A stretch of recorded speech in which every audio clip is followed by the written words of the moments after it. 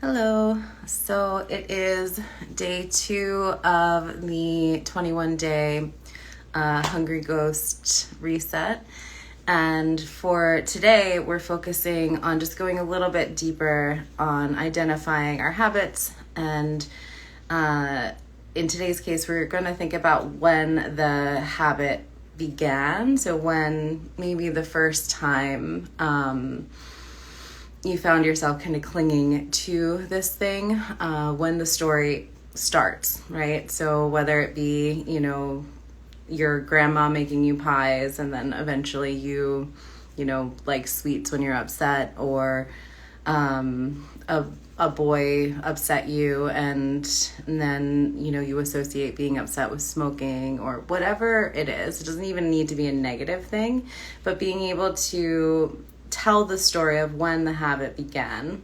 And it can be a narrative. You can write it down in your journal, but just starting to think about when it started, what you were feeling when it started, and if there's any themes around it.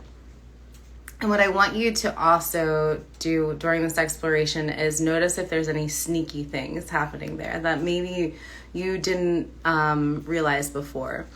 So say, an example that comes around to mind is maybe you've been clinging to drinking, and you realize that you don't even really like drinking, or something, like you don't have like a connection to it, but maybe there's something else that you're getting from that. So the social engagement of it, or a person that you wanted to see. So then you started to engage in that behavior. So maybe it's more of like a love addiction that is leading to the behaviors, if that makes sense, or an overall feeling of meh and just clinging to anything. So maybe it has nothing to do with necessarily alcohol. It doesn't have anything to do with pies. It doesn't have anything to do with smoking or whatever the thing is, scrolling.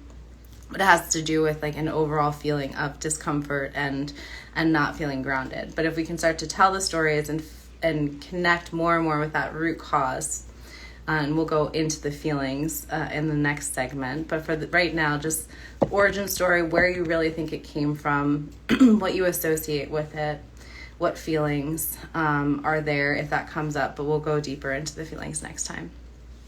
And then as far as today, we are just continuing to ground. So for our grounding exercise, you're going to focus on your breath as I'm guiding you through the senses. And my intention for the grounding exercise isn't so that, in the middle of the day you sit down and close your eyes and you feel into your 5 senses and your breath, but it's instead that, you can be standing in front of someone and be having a moment and feeling into the 5 senses and being aware of yourself, being aware of your breath. And that's really going to help take you out of some of the triggers that come out through the day. Okay. So let's sit nice and tall with the eyes be closed. If it feels uncomfortable to have your eyes closed, just open them and focus them on one spot. Just noticing any sounds in the room. For me, it's raining outside. You might hear that.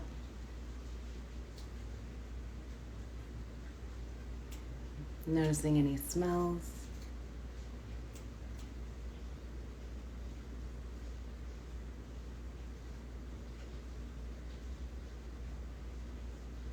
The taste in your mouth.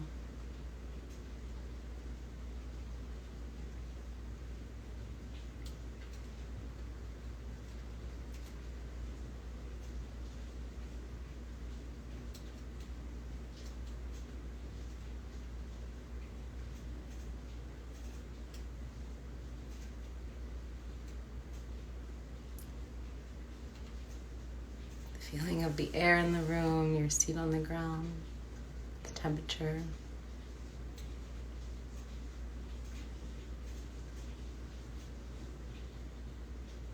And just noticing the breath coming in and out. The subtle shifts of your body.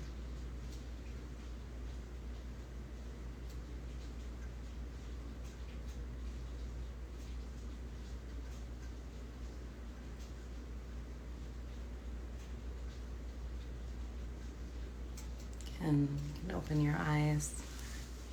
And again, just coming to something similar to that as many times as you need it throughout the day. So again, you don't need to be sitting. You can just be standing there and just noticing your feet on the ground. Your eyes can be open. You can be noticing what you see. You can be noticing the sounds, just taking in all the senses, noticing your breath, and just bringing yourself into the present moment. And that can be quite helpful. Another helpful thing that you can do today is think about an affirmation or an incantation that you can go to if you're feeling moments of weakness.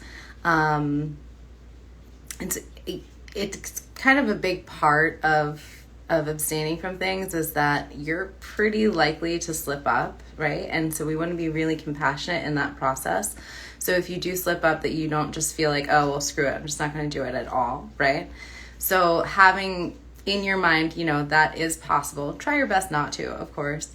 And having some sort of affirmation, something that you can say to yourself if you're having those moments where, I know I'm strong enough to beat this craving, or I know that I'm strong enough not to call so-and-so. I know I'm strong enough not to scroll on my phone, or, and it can be as artistic and beautiful as you like, or it can be as simple and silly as you like.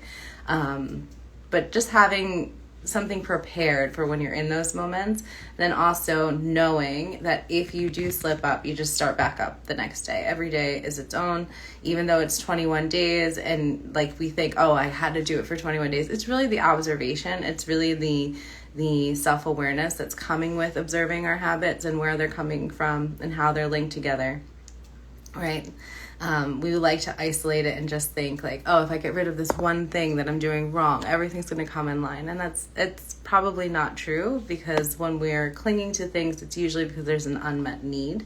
But we'll go into that later. Okay, that's all for today. If you have any questions about the Hungry Ghost program, or if you would like the workbook, let me know. And I will be meeting individually with the people that are signed up for the program tomorrow. So if you'd like to set up that call, go ahead and email me or message me. Okay, have a good day. Take care.